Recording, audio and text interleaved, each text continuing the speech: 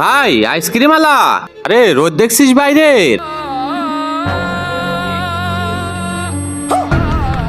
ভাই তুই আইসক্রিম আনতে যাবি? না না না, আমি যাব না, কিছুতেই যাব না। ভাই তুই যাবি? না না, আমি কোনোভাবেই যাব না এর মধ্যে। 100 টাকা দেবো। আমি তো যাব, দাও 100 টাকা। আরে বাইরে রোদ দেখছিস, তুই তো মরে যাবি।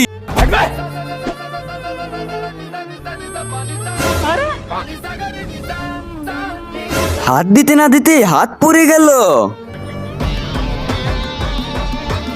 এইখান দিয়ে এবার পালিয়ে যাব।